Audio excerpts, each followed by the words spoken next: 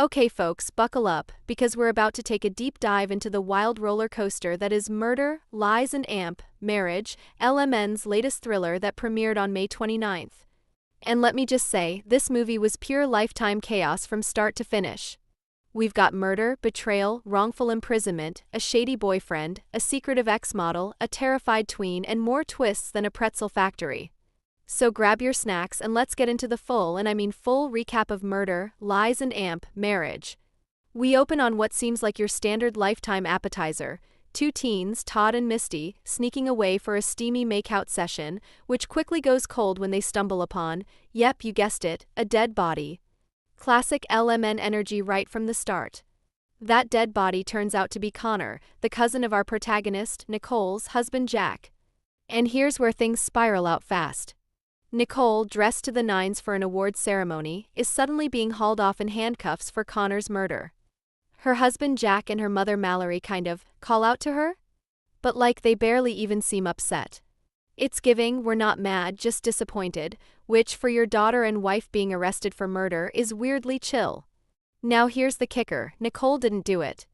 But that doesn't stop her from spending 5 whole years rotting in prison, wrongly convicted. I mean, imagine losing 5 years of your life because someone planted your DNA at a crime scene. She didn't even get to see her daughter, Sarah, who was 7 at the time.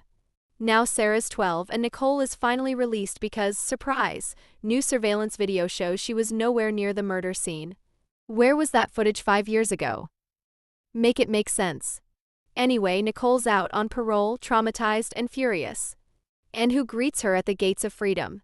Her emotionally distant mom, Mallory, and Detective Hawthorne, the dude who basically helped lock her up in the first place.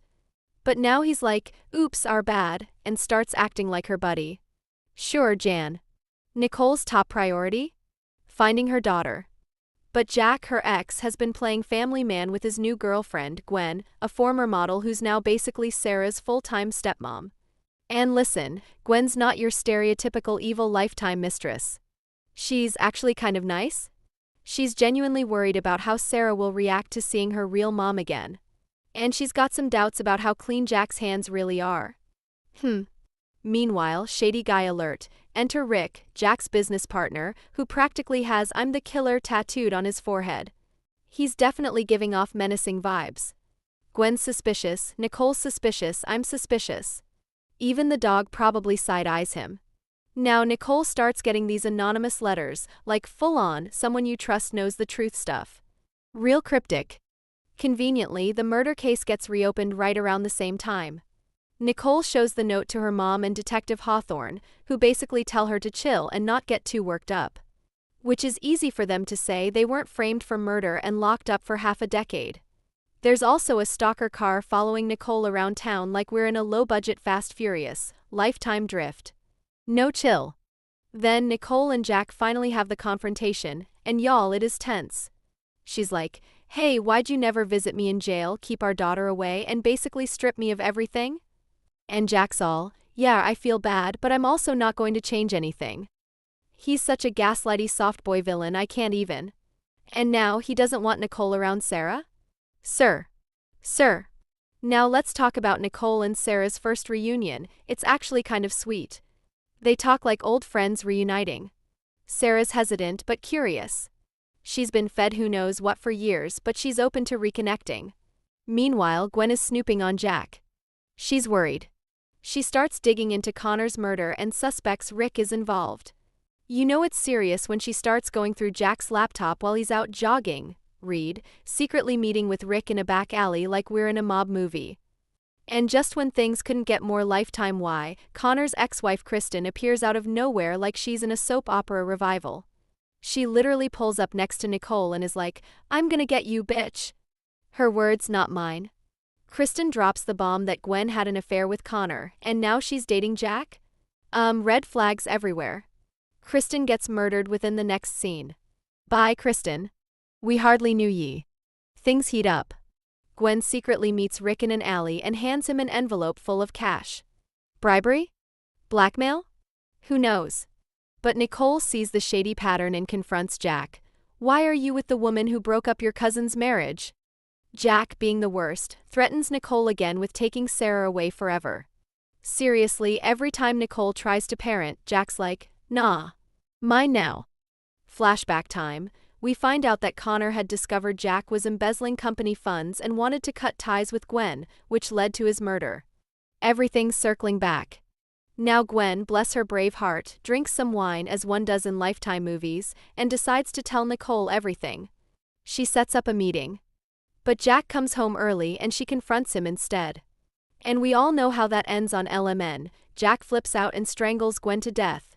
Gwen girl, why didn't you stick to the plan?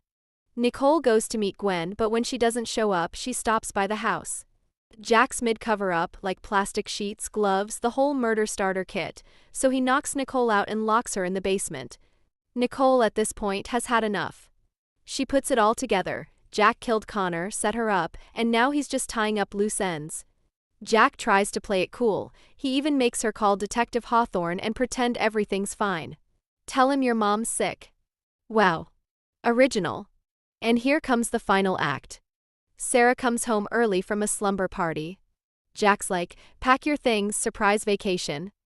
But Sarah's smart. She sees Gwen's car still in the driveway and senses something's wrong. Upstairs, Nicole hears Sarah's voice and in true Lifetime mom fashion, she starts talking to her through the locked basement door like, sweetie, be brave. Help mommy. And Sarah delivers. She unlocks the door and there's this emotional moment where Nicole begs her to run. But they realize there's no time. Nicole grabs a lead pipe, because yes of course, and prepares for battle. Jack walks in and Nicole's like, hey, we can start over, trying to buy time. Jack isn't having it. He pulls a gun, the police roll up, finally, thanks to Mallory's intuition, and boom, struggle ensues. Gun goes off. Nicole shoots Jack. And that's it. No dramatic slow mo. No tearful goodbye. Just he's dead. Fade to black. End. Final thoughts. Nicole deserves a spa vacation, a therapy team, and like 3 Lifetime redemption movies. Gwen was actually the most nuanced character. R.I.P. Queen. Jack was the definition of trash. Sarah had more sense than every adult in the room. Detective Hawthorne needs to maybe reconsider his career path. And that, my friends, is the chaotic, messy, gripping recap of Murder, Lies, Marriage. It had everything: drama, deception, dead exes, wine, secret laptops, fake vacations, and one seriously determined mom ready to take her life back. Let me know in the comments, did you see the twist coming? Would you have forgiven Jack if you were Nicole? And would you go back to live in the same house where your ex tried to murder you? Until next time, stay safe, trust no one who jogs suspiciously, and remember, on Lifetime, the ex is always guilty.